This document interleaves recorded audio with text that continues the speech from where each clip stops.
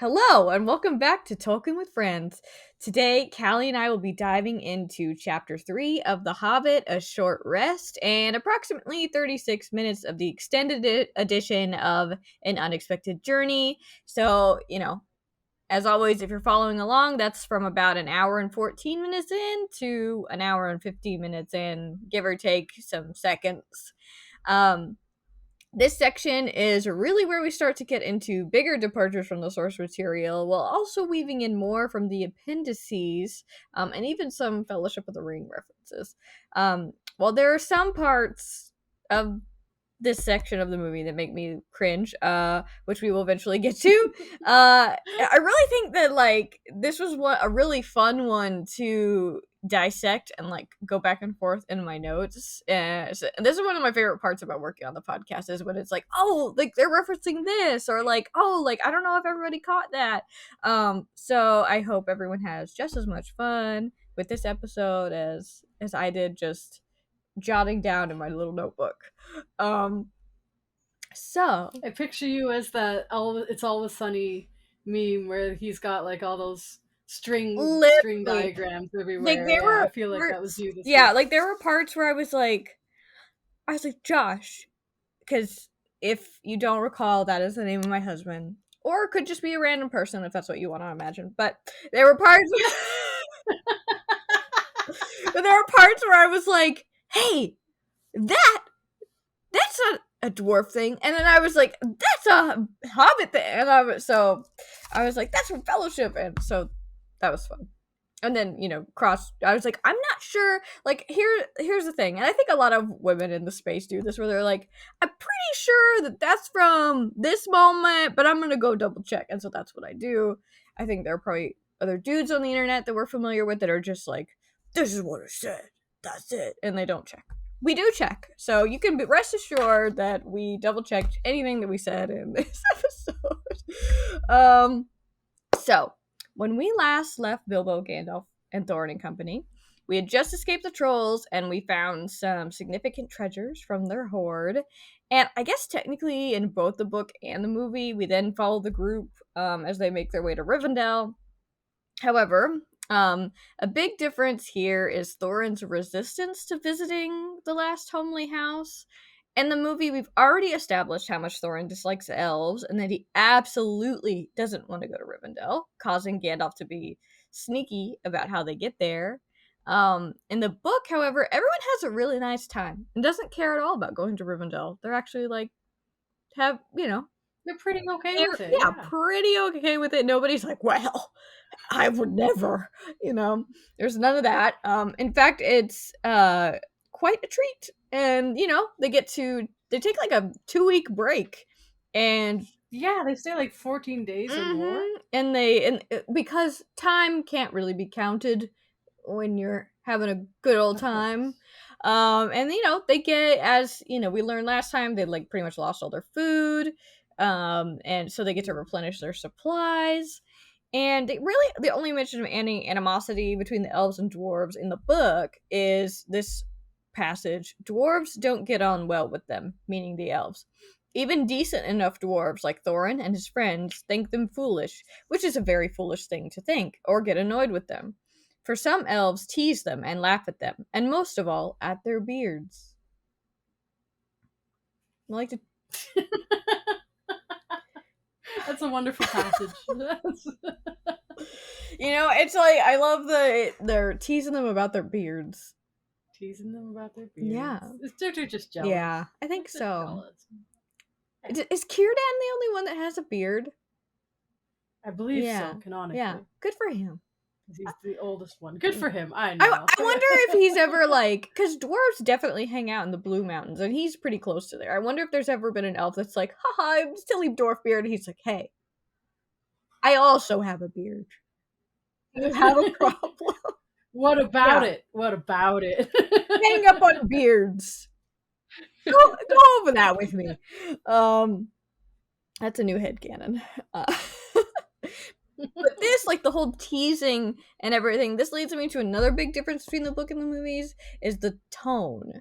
In the book, it's pretty lighthearted most of the time, right? And the movie, I feel like, is really struggling with that, like how to incorporate this more like silliness, and but because it also wants to be serious at the same time. So like I think we've talked about this before, but this week it really hit me. So like in the movie, before we even make it to Rivendell, like we have this whole orc chase, which is obviously trying to give this larger sense of urgency and like raising the stakes on this quest. You know, we've got problems. And while I also love Sylvester McCoy's performance as Radagast here, where he shows up with like his Roscabel rabbits or whatever, it also confuses the hell out of me that he like offers to draw the orcs away from the dwarves, but is just he's like running around in circles. Like he doesn't do they're constantly job. right in line with where the orcs are, and I'm like, yeah. Well, he's just like running circles in a very open plain I'm like area. Like he did not take them in the opposite direction whatsoever. Just I don't really know.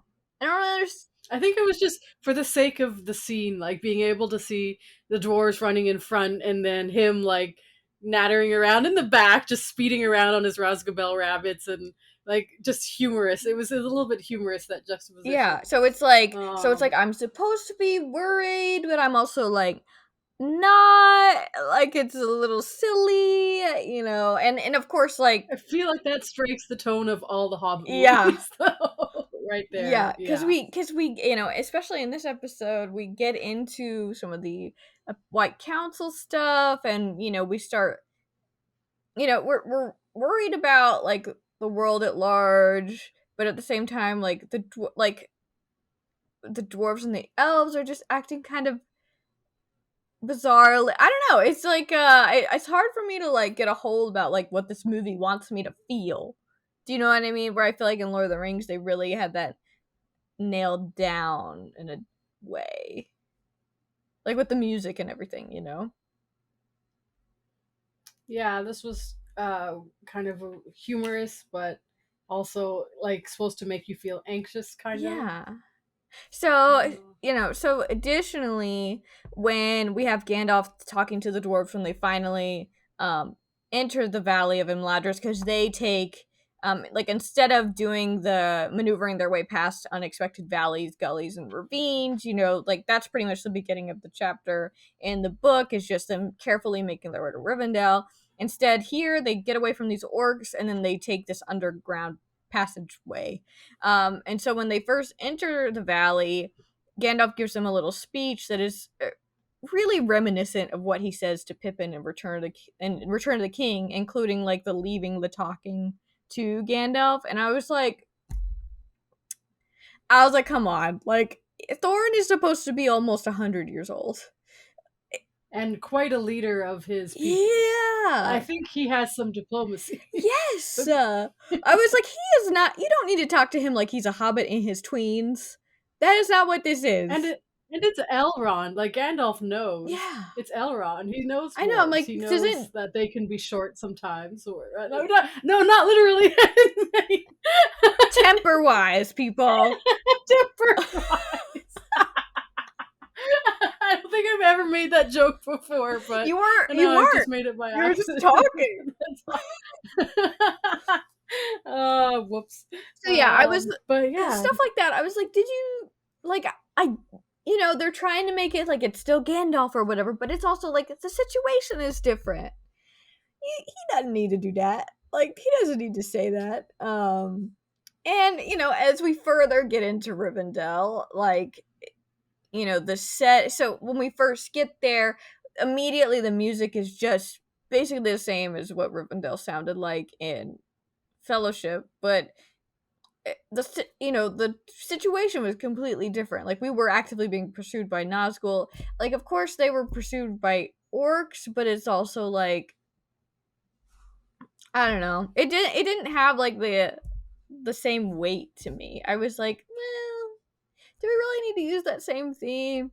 And you know, while seeing Gandalf and Elrond together, that I think was a highlight of this part of the movie. Like, it really did feel like seeing two old friends reunited, because I'm sure that that's not like that chemistry is real. You know what I mean?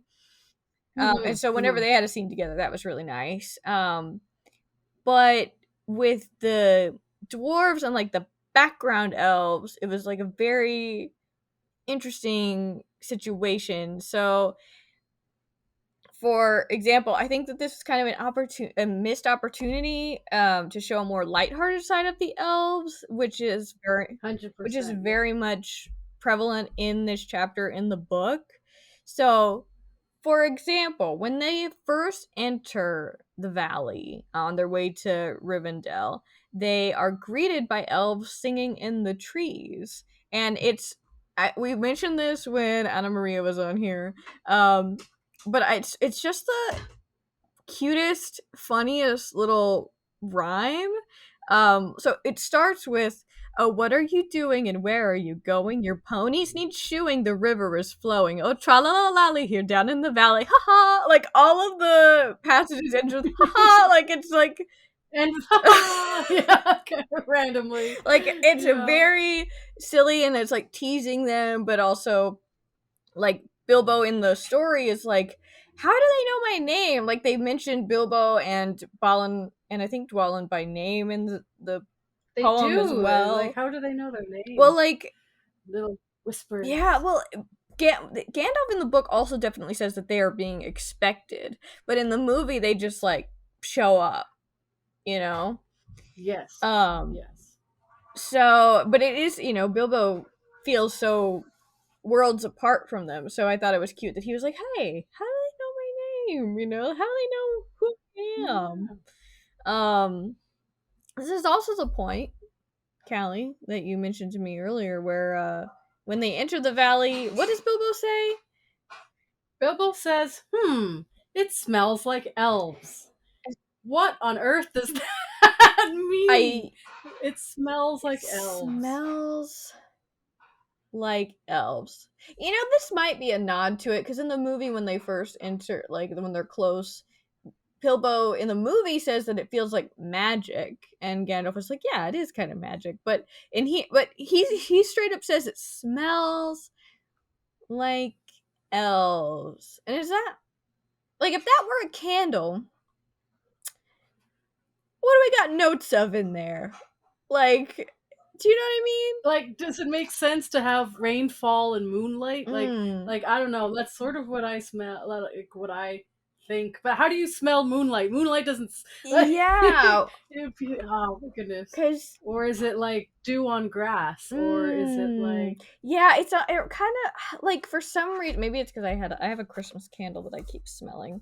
This has um what are the notes in this one? I feel like there would be some of this. It has cranberry, balsam fir, and cedar wood. I think there's got to be some of that in there, yeah? because Christmas smells magical, and those are kind of Christmassy smells. I don't know. That was what immediately came to mind to me, but I think there's probably also like, yeah, I don't know. Listeners, we need your help. Yeah, We need to know what you think elves would smell like. yeah, It smells like we elves. gotta We need to know what you. yeah, Yeah. we gotta get like a consensus on this, because now it's bothering me. This is my new Yeah, obsession like, now. Bilbo, what? Based on what? But yeah, based on what? Yeah, why would you say that? Oh, but yeah, no, that is a moment that has always stuck with me from this chapter, and have carry it with me Mm-hmm. everywhere. I'm like, what does that mean? It I smells know. I'm like. just gonna be like, could that be an elf? Like, Could that I be? don't know. We're But fresh. I Yeah, think. I think definitely. Like, and light. I don't. I don't know. yeah, because I think there's got to be some kind of smell that implies something about age. Like, Oh, well, that doesn't make me think of no, good but like, I smells. mean, trees are old, right? You know what I mean? Yes. Like that, Yes. like Yes. that, like a kind of, Oh. I don't Oh. know. I'm stuck on that one. All right. Somebody that is better at Yeah. this. Listeners, please. Yeah. Someone who works in like scented candles or Yeah, we are something. Yeah. calling to you to figure out what the hell the Valley of Imladra smells like. Let us know. Um, Meanwhile, uh, so in the movies, in this particular section, they're like almost immediately invited to dinner, right?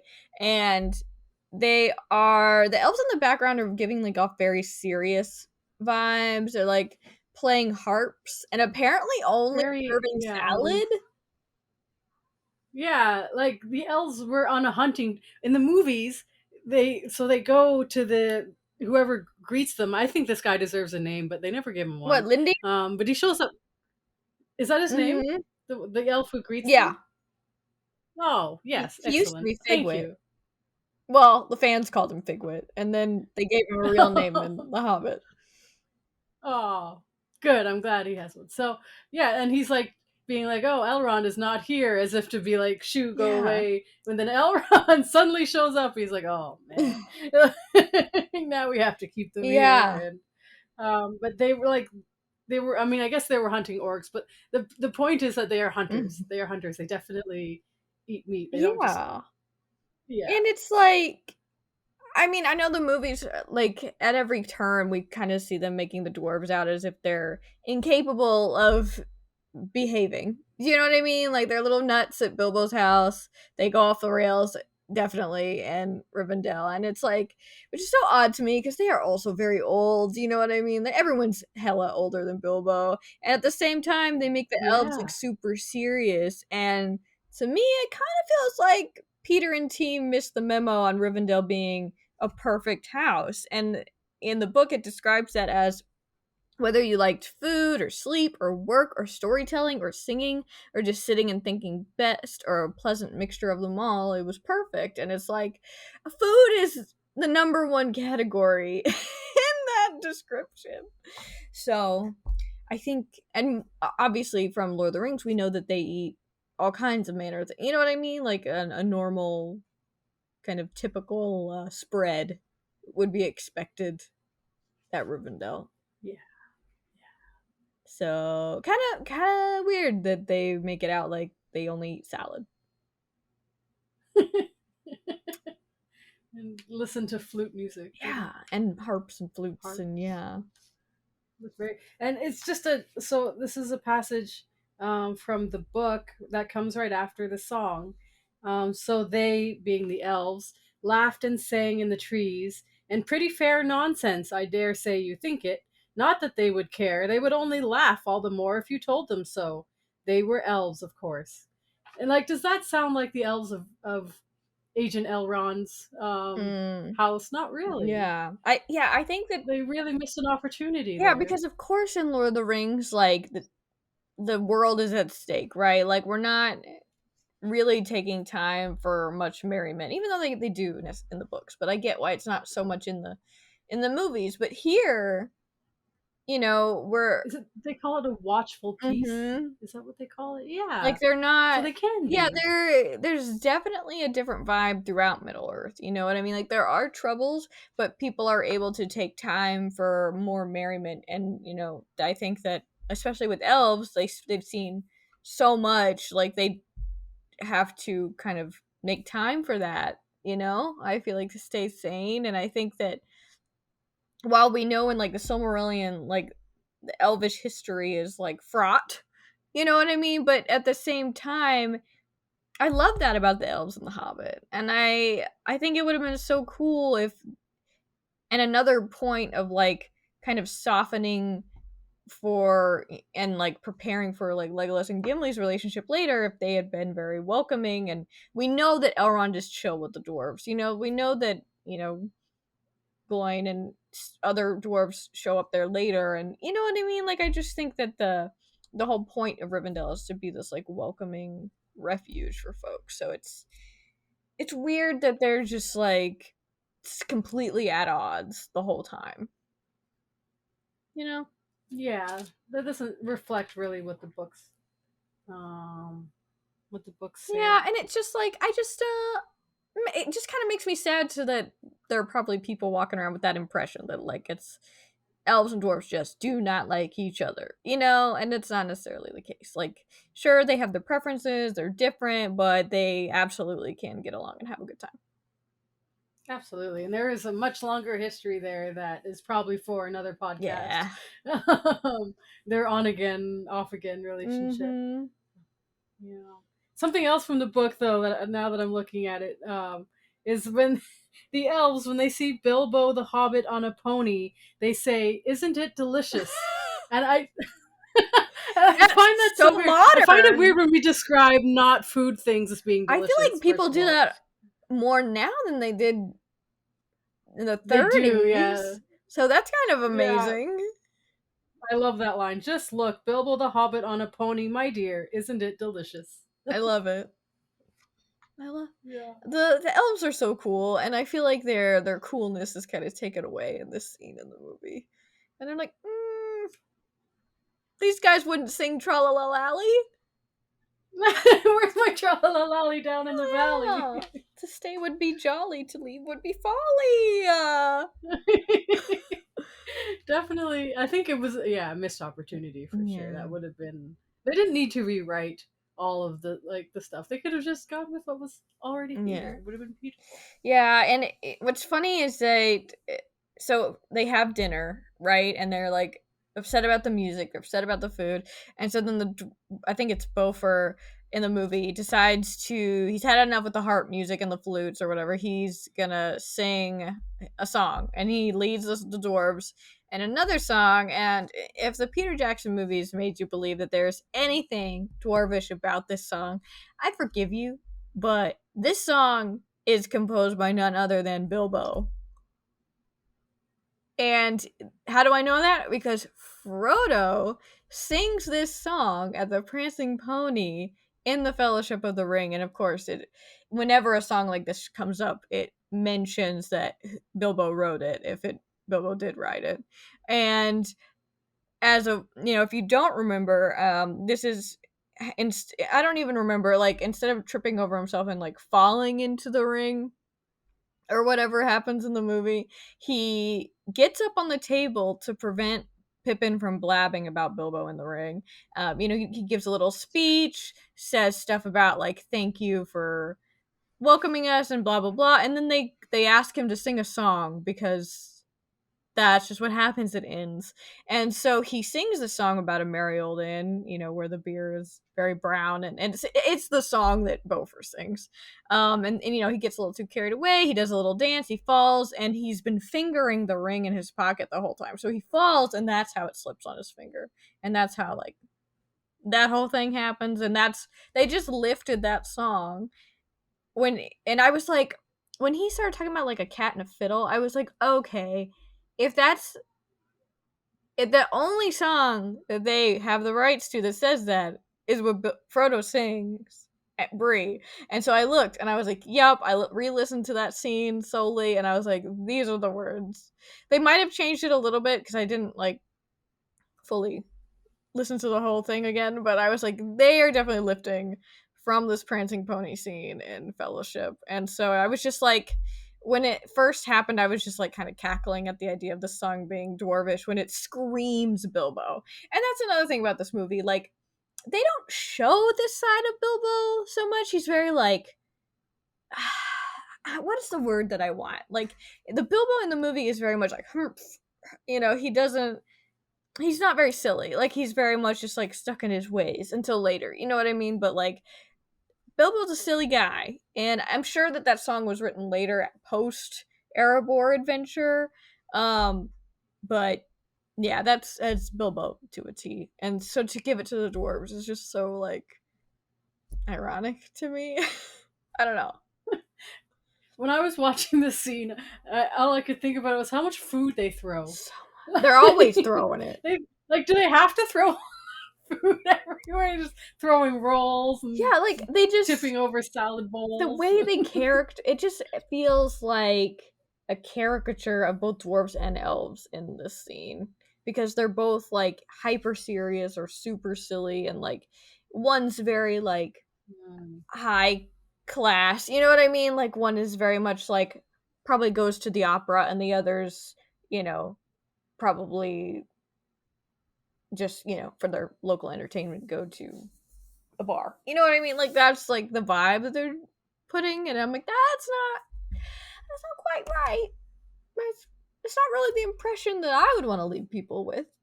But It does toe the line though of like the vibe of the movies and all that, with the elves being a certain way and the dwarves being another way, yeah, and them not. it But just like feels a little yeah, heavy-handed. Do you know what I mean? Like I sure if you because it is still kind of silly to have the elves being like playing the flute like right in their face. It's just like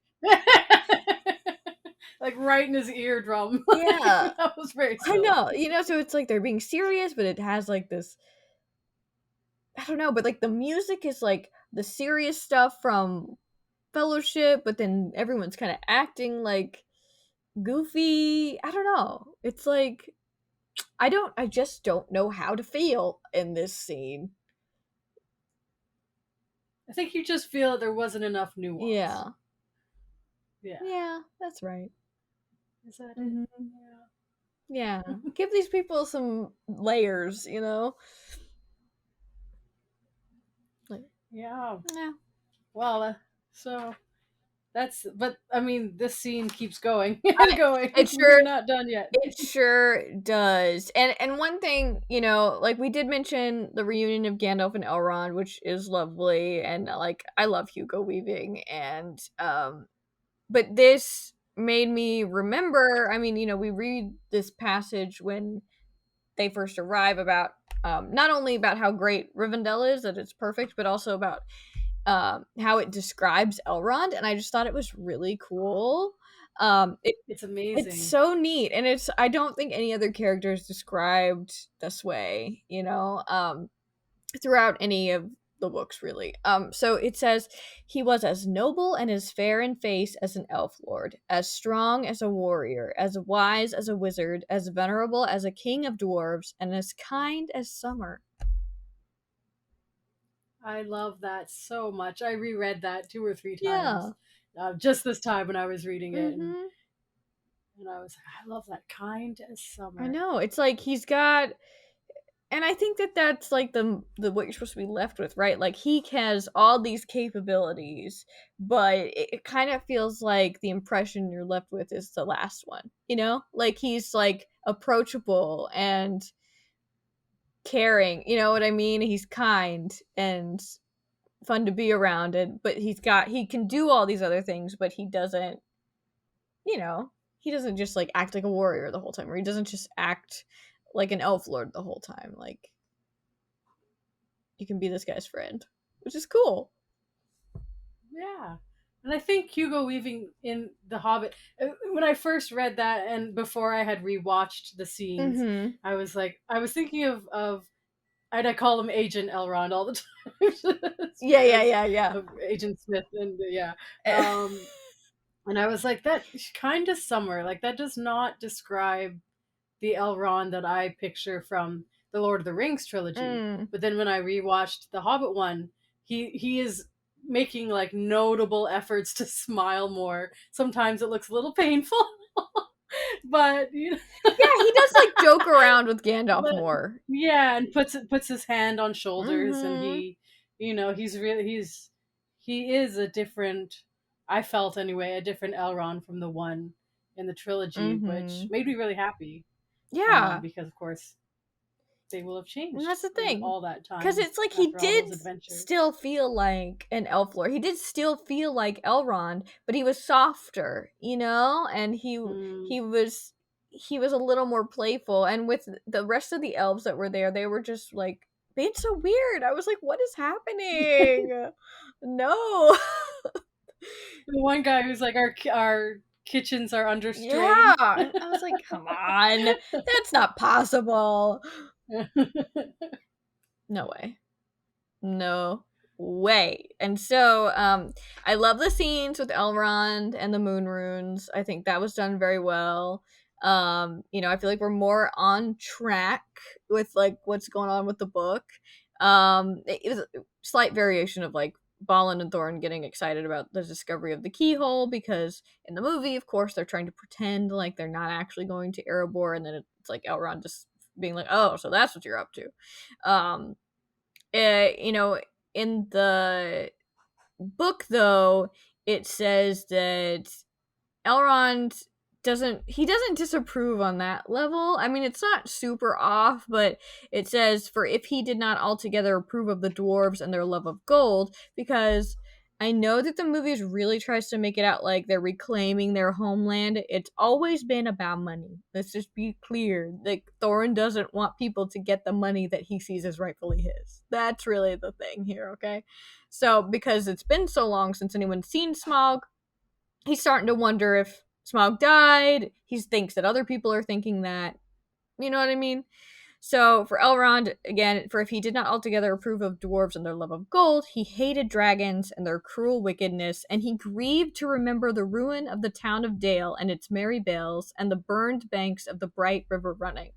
So, like, this is an empathetic guy. And also, like, another thing, like, that's why I was like, come on, Thorin. Like, the movie Thorin was very much like, elves. And it's like, no, he understands that you went through something horrible. You know what I mean? And he's like, yeah, get it, I guess. But, has his reservations about their motivations, So, I don't know. He's not trying to, like, hinder them from what they want to do.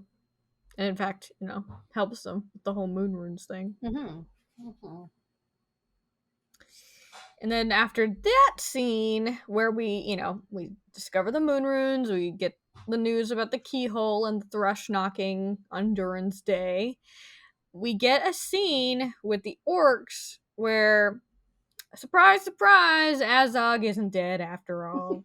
Hey, guess who showed Yeah, up? I mean, like in the book, he's very dead and has no part in the story, but he is here for whatever reason. And he's on his request for revenge or whatever, and it's whatever to me. If it didn't, I feel like, totally throw off the balance of the story, but so far it hasn't been too bad. If my memory serves, I think it gets more to where it just feels like orcs and dwarves more than it is Bilbo. We haven't quite. I mean, it is pretty heavy on dwarves right now. It hasn't quite overkilled it on the orc stuff yet. The only thing that I thought was interesting, really, about this scene is that, right before Azog kills one of his lieutenants, he pets, like, his main warg, like the one that coincidentally matches him, because they're Yeah. both super white. Because dogs look like their owners. Mm-hmm. That's Apparently. a thing. And I just thought that was interesting that he pets him like that, because, I mean, later we'll talk more about this when we actually get to out of the frying pan into the fire, where we see more of the wargs, particularly in the books. But I just thought it was interesting that, like we're gonna see later that wargs are pretty autonomous and are like an ally of the orcs and not necessarily pets. So it's they're obviously, like, painting a different relationship between warg and orc in this. So I just wanted to call that out. Yeah, it's a weird moment of tenderness Mm-hmm. for Azog. Mm-hmm. And yeah. But everybody lives for a dog pet, Yeah. so I mean, how And it's like, I mean, we've never really had talking animals in Peter Jackson's version of Middle Earth. Even though that does happen, you know what I mean? So I get why they don't really do that with the wargs either. Uh but yeah, just another difference, you know. And I don't, and wargs don't really play that much of a part in the books anyway, of, like, the Lord of the Rings. So they get to talk later in the Hobbit, but they don't really do much in the. We never have scenes with them like that. That's more like told in a third. What am I saying? Like, secondhand, or in the not in a scene with somebody. It's usually like, if there are wargs, it's kind of just told about it to us. right, okay. Like a secondhand account Yeah. instead of, yeah. being with them. Mm-hmm. So yeah. So that. But they definitely use them like horse dogs Mm-hmm. in the movie. Yeah, but I feel Yeah. like it's They like, even have like bridles and stuff for them and whatever. yeah, and it is funny though that Peter went with a different design for the wargs. I don't know what that means in his like movie lore or whatever. Like, is he thinking that like the version that Saruman has later are kind of like a science experiment wargs, and these are like naturally born wargs or something? Because you know the ones in Lord of the Rings, they have more like a snub nose, and they've got like they've had very Which different. ones were the more hyena looking ones? I think The the ones in Lord of Philippine the one? Rings, yeah, Yeah. but these ones look more wolfy. They do. Mm-hmm. They do. They're definitely very scary. Mm-hmm. I was scared. Yeah, I know. Well, it's like all the teeth. It's just so much. There's a lot of teeth and a lot of growling, Mm. Yeah, snashing, and they and get real close to the yeah, camera. yeah.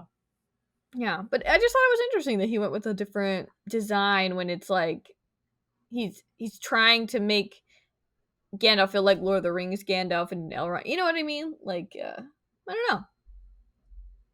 I don't Oh, know what he's thinking. gotta change some things, I I guess guess. so. He's just like, I'm not feeling it anymore. The works are gonna be Yeah. different. And so then after that, we have an extended scene of Bilbo exploring Rivendell. At least I'm like 99% sure that's extended because I don't remember it at all. Where he's just kind of cute I don't wandering remember it from around. the original ones. Yeah. Yeah. So he's just wandering around, and then Elrond shows up. And I know this is all just for the film, but I thought it was kind of funny because they it feels like they created the scene just so that they could make this certain fellowship reference. So Elrond says to Bilbo that he's heard that hobbits are very resilient and they are also very fond of the comforts of home, to which Bilbo replies, I've heard it's unwise to seek the counsel of elves, for they will both answer yes and no. In Fellowship of the Ring, when Frodo is talking to Gildor after they're being pursued by the Nazgul, he's asking him what he should do since he hasn't found Gandalf. And Gildor is like, you could wait or you could go. He doesn't really give him a definitive, like, keep going, Buster, or stay put. And so Frodo responds, it is also said, go not to the elves for counsel, for they will say both no and yes. So it's like the same, but like tweaked a little bit.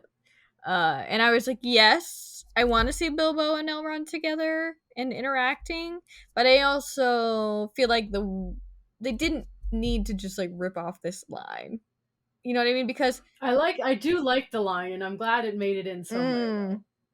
that's I fair. do like I that just feel line like about they the should have elves saying no like and yes. I don't know, like because it's Elrond that finds Bilbo. It's not like Bilbo went to him for advice. So for him to be like, "Oh, don't seek counsel from the elves," I'm like, "You weren't though."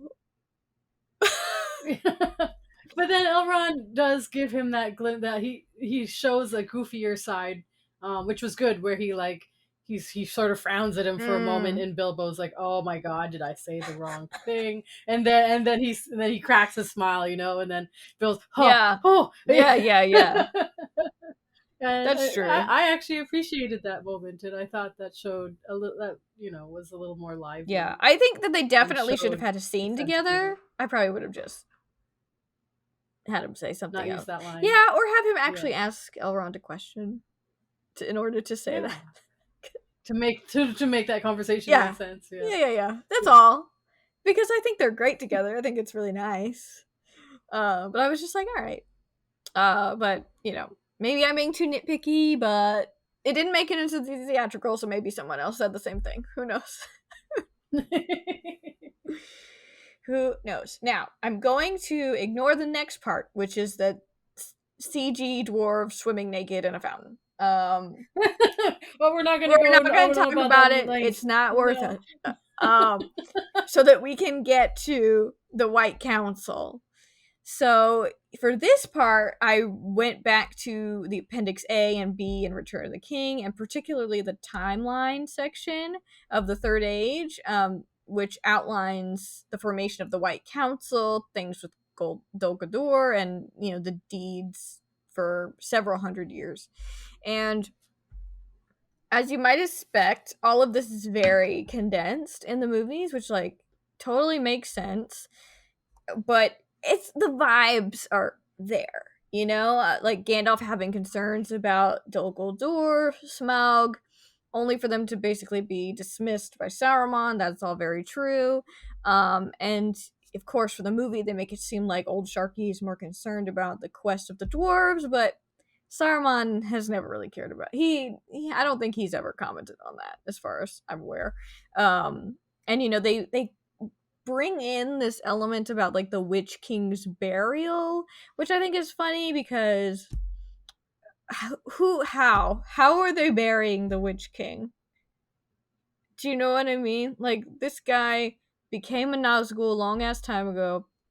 They do reference the war of like the war with Angmar and all of that by saying like the burial of Rudauer or whatever it is that Galadriel says. Like, that is an area that was under the purview of the Witch King in early Third Age, but he would not be buried anywhere because he was already a Nazgul. His life is like tied to the ring. He doesn't really have a form. You know, there's nothing to bury, and he's never killed because, you know, Eowyn. So I just thought that was funny that they like made up this whole like Witch King burial, and they're like, how did they get this Think about it, buried in a grave so deep that it could never come to light. Yeah, The whole that part. Yeah. Besides that, everything's fine here, I would say. Like, like I get it, and I do remember seeing that in the movie and being like, ooh, like spooky. But then thinking about it today, I was like, boy, isn't who? No, he's not buried nowhere. Like, nobody's got their hands on the Witch King, because all that stuff happened in the Third Age, and we know that he never gets defeated in any kind of way until later, which is why the whole Eowyn thing is so cool, you know? So the whole part in the movie about the Morgul blade, is that just made up then, and that's nowhere in the other No, material that you Peter referenced? just loves a Morgul blade, you know what I'm saying? Just loves Morgul. He just loves it. Loves to stick them in there. Because visual. Yeah, because like later when we're in Lake Town, I know that there's gonna be like a Morgul arrow thing, which is no. We don't have. There's not that much Morgul stuff, guys. Which implies it's from Minas Morgul, which is not Angmar. Do you see what I'm saying? Like the war that they're talking about, like he wasn't in Minas Morgul when, so he wouldn't have a Morgul blade. Right? But other than that, it's fine. It's, you know what I mean? Like the whole, like the vibes from Saruman are right. I like that they have the little mind reading thing because that's something that's like, we see it with Galadriel in Lothlorien, right, with the Fellowship, but it's more like, that's also kind of spooky. It's like she's testing them, you know, she's like kind of mysterious at this point. But I like that it's just her and Gandalf being like cheeky to each other. I like that. I think that's cool. So I didn't like how they introduced her in the scene. Oh, really? Where she's, remember how she's spinning weirdly? Yeah, or rotating on like not a not floor and not moving her legs. Yeah, it kind of makes me think of an owl. You know how they can just swivel their head around?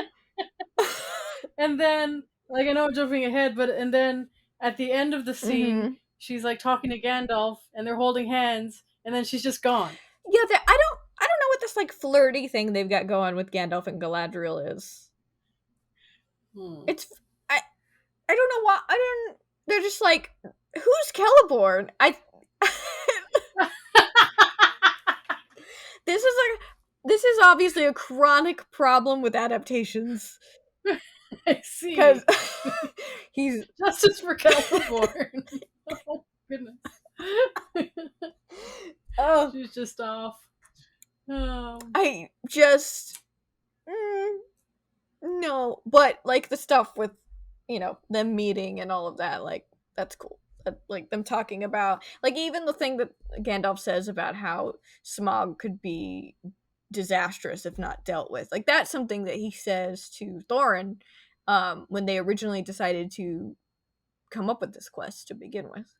So it's obviously something that Gandalf has totally thought about, and so that makes sense. But if anybody is interested in how that White Council stuff all plays out, I've taken, so there's a ton of stuff that happens in the Third Age that isn't even touched on by Lord of the Rings, but it is in Appendix B. So I just pulled out some of the dates that have to do with Dol Guldur, the Necromancer, the White Council stuff, just to show like how insane, how much time all of that actually took, just for fun, just for the funsies. Let's do it. So in the year 2060, so we're already more than 2,000 years into the Third Age. We've got the power of Dol Guldur growing, and the wise fear it may be Sauron taking shape again. Like, we're already thinking, Sauron, is that you? 3 years later, in 2063, Gandalf actually goes to Dol Guldur, and Sauron retreats and hides in the east. He's like, "Ooh, don't look at me," and he goes to like Mordor or something. And this is when the Watchful Peace begins, because their like suspicions are up.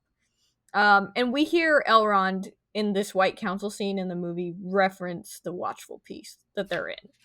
But because we're condensing it, I think he's allowed to say that. The Nazgul remain quiet in Minas Morgul at this point. So they're not up to much. They're not at So in the movie, they kind of implied the Witch King is at Dol Guldur. He's like spooky ghost guy. It takes until 2,400 year 2460. So 2,460 years, basically 400 more years from that point, for the Watchful Peace to end. And Sauron returns to Dol Guldur with increased strength. So I think that's funny that he's like trying to make Dol Guldur his new spot. Not so much Mordor at this point. He wants that to be a spot. And in Appendix A, when it talks about his meeting with Gandalf's meeting with Thorin, it talks about how he is concerned that Sauron is seeking to strike Rivendell, which I didn't realize. That was originally Sauron's plan. And Wow. that's why he was concerned about Smaug. Huh. Because he's like, oh, he's like neighbors, basically. He could just be like, yo, yo, yo, let's hook up and attack Rivendell. You know what I mean? Like, that he's building up this army. He's doing something. Gandalf knows it's something. And he thinks that Smaug would play a big part. And believes that he's going to attack Rivendell. Which, interesting. So, it isn't, and it's 3 years later again, 2463, when the White Council is formed. I'm not 100% sure who all is on the White Council. Like, I'm pretty sure it's all the wizards. Well, not all. We don't know what the deal is with the blue wizards. Definitely Gandalf and Saruman. I'm sure Elrond and Galadriel are a part of it, as well as, and probably some other people that are not named. But so I get why they put who they put in the. I don't know why Radagast wasn't invited, but whatever. He doesn't get a lot of respect. Mm-hmm. So we've got the White Council forming, and then it's like 300 and something more years later, 2770, when Smaug shows up to Erebor. So that's when he destroys Dale and eats all the dwarves, and then takes up house in Erebor. We get almost another 100 years, 2845. So, the War of the Dwarves and the Orcs has already happened. He can't retake Moria. Thrain, Thorin's dad, he has gone off with Balin and Dwalin, but he is pursued by servants of Sauron. Wargs, orcs chasing him. Kind of what they're doing with Thorin's story in The Hobbit. Very similar. He's being pursued by the same, even evil birds. And they are near the borders of Mirkwood. and there's this horrible rain. They call it like a black rain, and he gets stuck. So it's dark. The rain is probably really loud. He gets taken and imprisoned in Dol Guldur. And because Sauron wants the last dwarvish rings, and in this White Council scene, Gandalf does mention that he is concerned about that last ring's location because all the other ones are accounted for, either eaten by dragons or, you know, they know Sauron has some of them, but this last one, nobody's really sure where it is. It actually says in the appendix that the dwarves believe that Thror still had it or something. That he had taken it with him to Moria, and so it's probably lost there. But actually, it did get past to Thrain, and he's imprisoned in Dol Guldur for it. In 2850, so 5 years later, Gandalf enters Dol Guldur and discovers that it is indeed Sauron, which it's funny because in my original remembering of how the White Council stuff played out, I didn't realize that they actually knew it was Sauron this whole time. For most of this time, so many years that they actually knew it was Sauron doing things in Dol Guldur. I just thought, and they call him the Necromancer in The Hobbit, and I think that's because Tolkien hadn't exactly figured it out that it was Sauron. So 2850, Gandalf enters Dol Guldur, discovers it's Sauron, and that he's gathering all the rings that he can, like all the ones that are left, because we already know where the 9 are, and he's seeking for news of the One and of Isildur's heir. So that's Aragorn. And he finds Thrain, imprisoned, and that's where he gets, the key and the map. But Thrain, unfortunately, also dies in Dol Guldur. He isn't able to rescue him. He's, lost his... He's too far gone, I think it does. Mm-hmm. Yeah. So the next year, 2851, the White Council meets. Gandalf urges an attack on Dol Guldur. It's like, yo, bad things are happening. And Saruman overrules him. And it says that at this point, Saruman also begins to search near the Gladden Fields for the One Ring. Sneaky. Yeah, so he's like, no, it's not a problem. Don't worry about it. And then he's also like, I need to find the One Ring. 2890, Bilbo is born. All right, all of this has happened. Centuries. Yeah, Bilbo is just now born. All right, and so then 2939, Saruman discovers that Sauron's servants are searching the Anduin. So, see, he doesn't care that he's out for Aragorn and that he's murdering people. Sauron, then when he realizes that, he starts to get nervous when Sauron is searching for the One Ring. He has therefore learned of how Isildur died in the Anduin, and he is alarmed, but says nothing to the council, is how it puts it.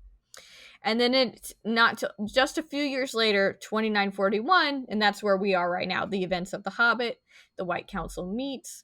Saruman agrees to an attack on Dol Guldur, since he now wishes to prevent Sauron from searching the ring, and Sauron, having made his plans, abandons Dol Guldur, and we know where he goes next, right? To Mordor.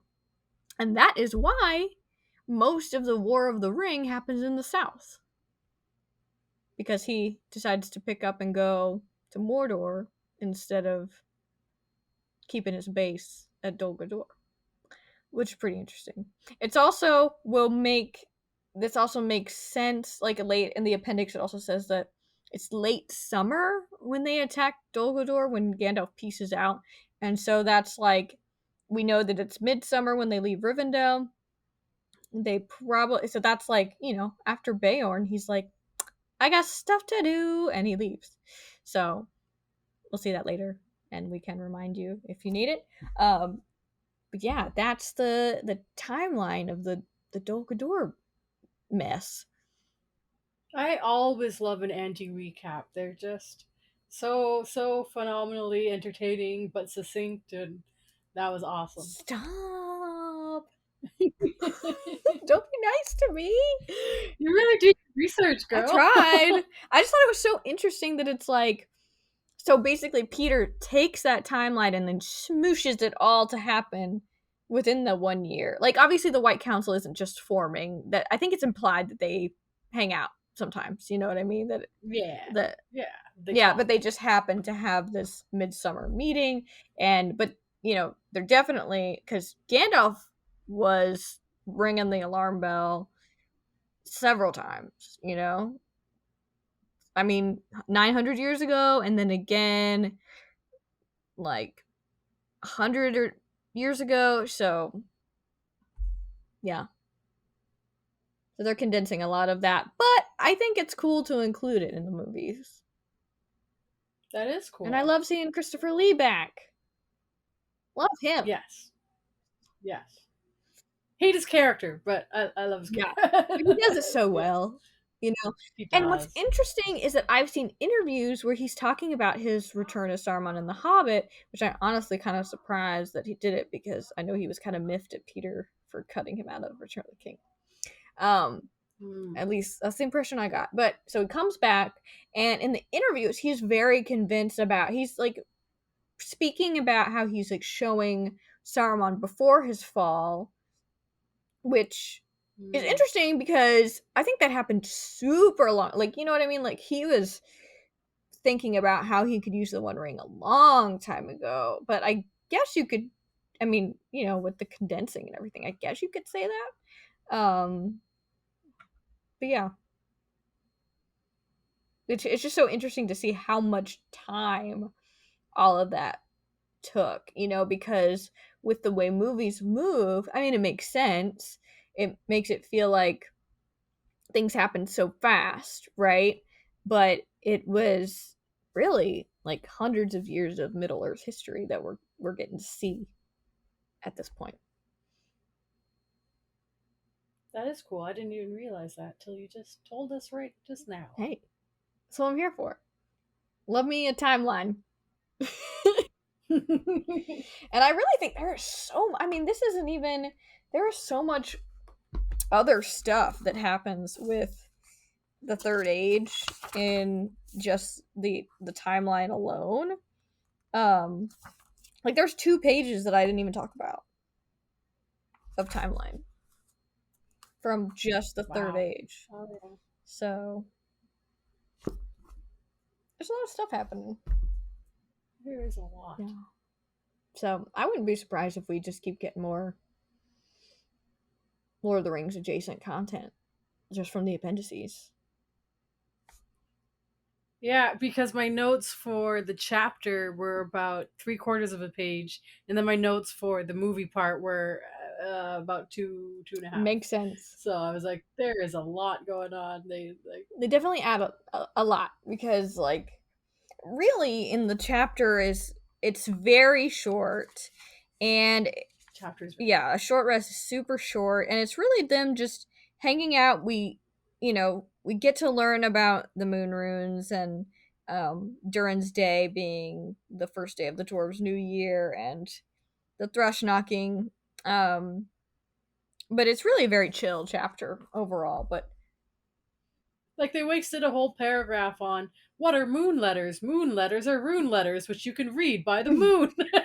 Like serious? Oh my it's for gosh! babies. It's for babies, Callie. That's returning. It's for babies. I do love that there's a part in here. Tolkien will randomly do this. Well, he's like he'll start to explain something. He'll be like, "Well, you'll see more about that later." I'm like, oh, thanks. Keep that in Yeah, mind. he's like, okay, you just gotta keep reading. And he does stuff like, "I wish I had time to tell you even a few of the tales or one or two of the songs that they heard in that house. All of them, the ponies as well, grew refreshed and strong in a few days there." He's just like, I wish I could tell you more about what was going on, but there's really not much, but we don't have the time because it's a short rest, a 2 week Short rest. That's right. And here we are with I have friends where it's like you have to save for months to get 2 weeks off at work, and here they are. Oh, jeez. Just taking 2 weeks off. Just chilling. Yeah. diving in the fountain. Yeah. Oh my gosh, don't, Callie. I refuse to think about that scene for even one more second. No. It was very silly. It scarred me. It was very silly. Oh. Because it's also like, the CG isn't that great. So I'm like, why is it there? No. It's unnecessary. It's funny. It's funny is why it's there. They were funny enough. They didn't need it. I don't want it. Your poor eyes. But that's really a short rest. And next time we have Overhill and Underhill, which definitely means Misty Mountain time. And sounds like fascinated to see how much more Peter adds to that section. Because I really don't remember the Hobbit movies that much. I'm realizing as I'm rewatching them that I don't remember. There's stuff that I outright don't remember, so I don't know if I never saw it or if I really just had wiped it from my memory.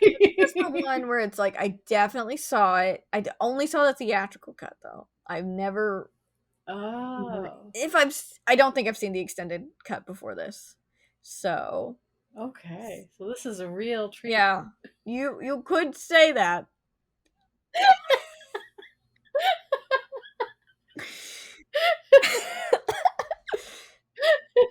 So next time our treat is Overhill and Underhill.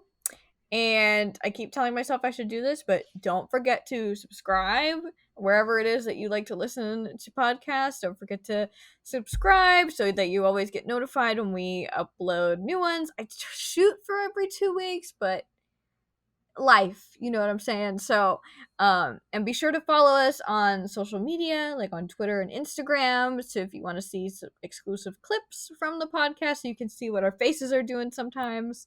And if you're loving it, then please leave a review. That would be super helpful. We would really appreciate it if you want to leave us a glowing review. All other reviews are not accepted.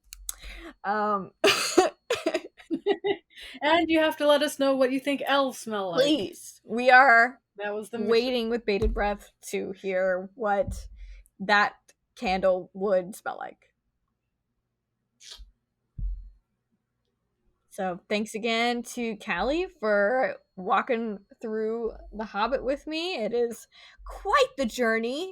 I won't say unexpected because I planned it, but it has been a wild ride, but I've been really enjoying it. This has made rewatching the Hobbit movies way more fun than I remembered that it could be. Awesome! I'm glad we could do that for you. I'm so glad. Me too.